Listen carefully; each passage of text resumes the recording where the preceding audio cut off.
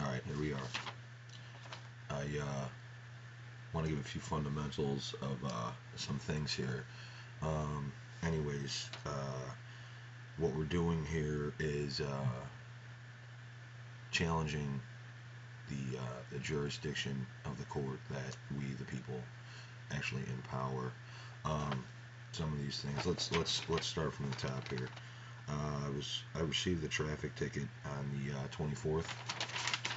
This giant thing. Um, Sent it to the post office to mail out some things. I guess the agent decided that he needed to pull me over for whatever reason. His reasoning was half of my tail light was out, and I was talking on my cell phone. Anyways, no matter what you do at the side of the road is under direct threat, protest, and coercion. So if you have any of the proper documentation, it's probably just be easier to give it to the guy. Go ahead and fight it in court. Just anything that you do at the side of the road. I mean, we kind of already know you can battle with the guy, but I mean, let's be honest here. We know they can do whatever they want, so we'll get them another way. So go ahead, and it's all about how you present yourself. But anyway, so he gives me this ticket, and so I go ahead and I sent the court a 65-page motion, and in the motion, I basically stated a few points, and a few points is this traffic laws or code or violation or whatever it is, and this is in New York State, and as I did that, I attached a fee schedule along with that, and it's really not even a motion. Bill Thornton put me on to a few ways to go ahead with these motions and proceedings. You can find it in his video. It's a 3-hour video. I suggest anybody watch it, but again, so I filed this motion, and along with the motion to the court, I've also awarded the court of a few things that they lack the fundamentals of law, which is corpus delicti. And anybody who takes a basic law class, I've taken a few of them, they stress the point corpus delicti. And corpus delicti is basically an injured party. If you don't have an injured party, you really don't have a case unless you give them jurisdiction. And that's up to you. I mean, it's whatever you want to do. I like to secure my rights, as a human being. And, I don't have to comply with man's law. I don't want to.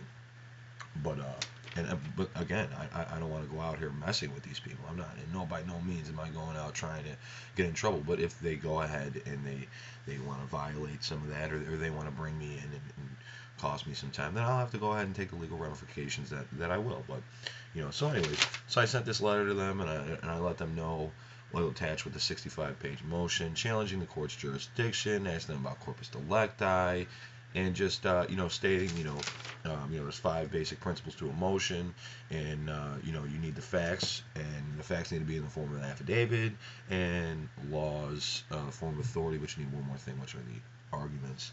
So went ahead and did that, sent them a fee schedule.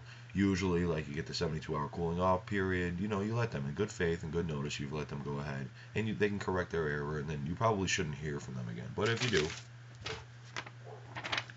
they will send you a paper here, and this paper, after receipt of my motion and me letting them know, I mean, I am we the people. I empower them. They're public servants, and I've notified them. I let them correct their mistake. That's why I sent a fee schedule with them. Figure, hey, we can clear this up, and I don't want no part in this stuff. But apparently they want to continue on. So it says the court is in receipt of your motions submitted and the above caption matter. And the way they spelled my name is now actually correct. It's not in all caps because who knows what they do, but it doesn't matter. It matters what's in the body. It doesn't matter what's at the top or at the bottom. It matters what's inside. And this says you are hereby noticed to appear on such and such date at such and such time. This case is scheduled for arguments and motions. Well, so like I said, I sent them a set fee schedule, and I've typed up a new motion. And since I am the sovereign, I'm in control of the court. The court is ours. You know, we the people. We empower these people, and the only way they get their jurisdiction is by consent. And if you don't consent to this and you argue the fact, remember, anything in law, unrebutted or undisputed, it remains as fact. So you must object to everything. Don't let these people are word wizards. Don't let them get you. So, so now I've come up with a new notice to the court, and I'm going to send it. I gave them 10 days to go ahead and correct their mistakes or prove their jurisdiction or whatever. And they sent me this letter back demanding that I appear. So, you know, my new notice of the court, I put, as I have stated in my previous correspondence, I am such and such, and I'm one of the people of the United States of America. And I put the agent, which would be the police officer who was the agent to the principal who wrote the ticket, or anyways, had made such a complaint, right? In my previous letter supporting the material, I have let the public servants of whatever town it was know that they lack the basic fundamentals of law, corpus delicti. You have also failed to prove jurisdiction, and now a letter has been received from your agency demanding I appear. I will not let, and then whatever town it is, I will now let the town or whatever know that this is an order without jurisdiction. They have no jurisdiction over you. They haven't proved it. Now they're ordering you to be somewhere? Absolutely not. That was not ordered in a court of record, and I object. So you object. So you're noting for the record, so they know. The court clerk's going to get this. She's going to file, put it in your file, maybe write, hey, this guy's an asshole, whatever. But like I said, it's all about how you present yourself. And then I would say, I also aware the public servants that with my last correspondence in good faith, I sent a said fee schedule. And in doing so, in good faith, I have allowed the court to correct its errors. Although public servants have ignored my attempts in good faith to have this court take notice of these materials, I hereby put this court on notice of the following. You have activated my fee schedule and now attaches the first bill of the fee schedule because, like I said, my fee schedule says protection for rights and against corporate abuse or fraud, which is what they're trying to do. They've taken my name, they've converted it into I need this driver's license, tail light was out, talking on the cell phone. I mean, that stuff just doesn't apply to me. I wasn't driving for commerce. I wasn't making any commercial gain. I wasn't driving, period. I was traveling in my private vessel. I mean, it's just not, you know. So, also when it says, also in good faith, in my last correspondence, the court was noticed that if it did not prove jurisdiction in the 10 days, any judgments made by this court will be null and void. Attached is the order. So I sign this to rejoice. So, so then I've also attached an order, and what I learned from Bill Thornton was that you are allowed to, it's like they're like proposed orders, but attorneys are not allowed to do that unless given proper permission from the court. But they're attorneys and they're loyal to the court and to the bar, so obviously they're not allowed to do it. We the people, we're allowed to do that. So I go ahead and I'm also, with my notice to the court, putting them on notice, also sending them a bill, which on a later video I'll show you how all that pans out. But standard, you know, motion material, double space, 12 point times Roman, you know, just how you would make a motion. I mean, if you don't know how to make a motion, look it up. I'm not going to explain it. I'm just going to go ahead and tell you what the facts that I put in my motion. So it's all a motion, and it says order on it, right? And it says, you know,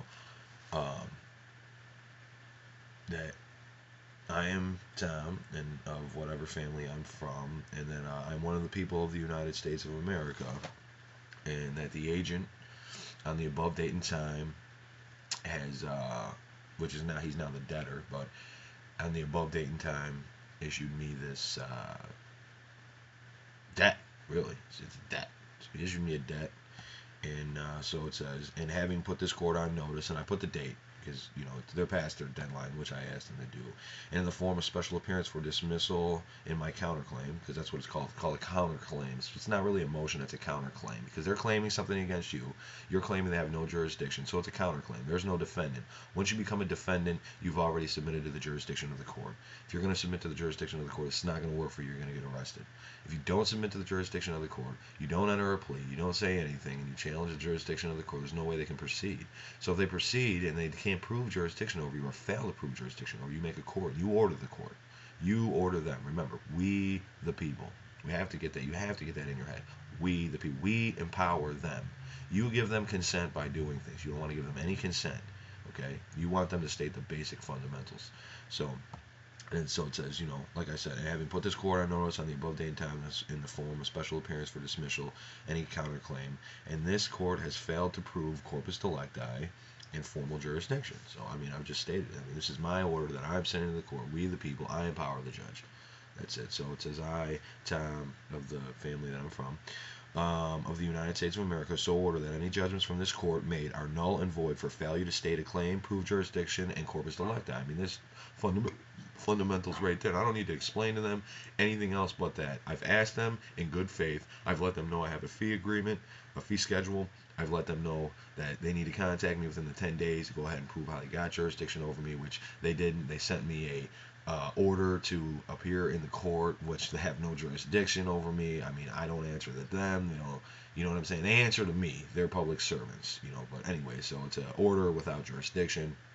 And so, I put at the bottom of my order, so ordered, I, Tom, of whatever family, dismiss the complaint made by this agent in the town of whatever for not proving jurisdiction within the 10 days and lacking corpus delicti.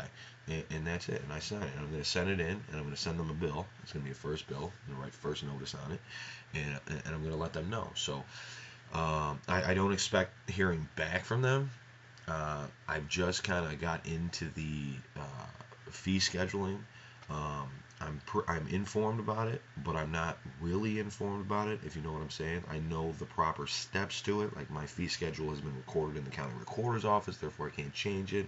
I'm not making things up. If they want to go ahead and take a look, they can. It's public information. I know in this being sovereign and everything, actually collecting judgments made against anybody is actually typically kind of hard. My fee schedule is actually relevantly cheap, if you want to call it cheap, because trying to get $1 billion out of somebody for something is just not logical. But trying to get $10,000 or $20,000 from somebody, that's pretty logical. So once they've gone ahead and violated the terms of the fee agreement and they've inactivated it, like I said, in good faith, I've sent it to them. I let them know. I didn't have to do that, but I did. And I let both sides know, the city attorney, all that. So from there, after you do that, you send a few notices, and they don't answer your notice, and you would go get a, notary protest, and you'd file a lien against them. And, I'm sure there's many liens filed on a lot of these corporate agencies, but, the terms of the matter is, how far do you take it? Do you proceed, or do you want them to leave you alone? Well, I want them to leave me alone, but at the same time, I want to be compensated, just like how they want to be compensated for. I want to be compensated, because this takes time, and this is hours of relentless legal work. Hey, look, I'm a full-time college student. I'm also a full-time freaking carpenter. I don't have fucking time for this shit, to be honest with you. And I'm taking hours out of my sleep schedule to stay up and to research Black's law, to research common law, to research the fundamentals of banking of this country. There's just so much involved, which is why people do hire lawyers, and they just consent and they go with it, because there's a lot of work involved. But there's a few simple steps to where you can do it yourself. Now, hey, if you hurt anybody, you stole someone's property, man, that's on you, man. I don't care what you do. If that's what you're going to do, then you got to suffer the consequences, and you got to go at it a different way. But if you're just traveling out there and you're taking your kids to the store and you're just being for you, and you're just doing for you, you're not trying to, you have these unalienable rights. It's in the Constitution, it's the Magna Carta speaks of liberty, and that's basic. So I hope you enjoyed my little 13-minute video. Keep you up to date on these traffic tickets. And any questions, comments, give me an email. It's thomasstory716@hotmail.com. Remember, this is not legal advice. I don't give legal advice. I'm not a lawyer. This is for entertainment purposes only. And that's that.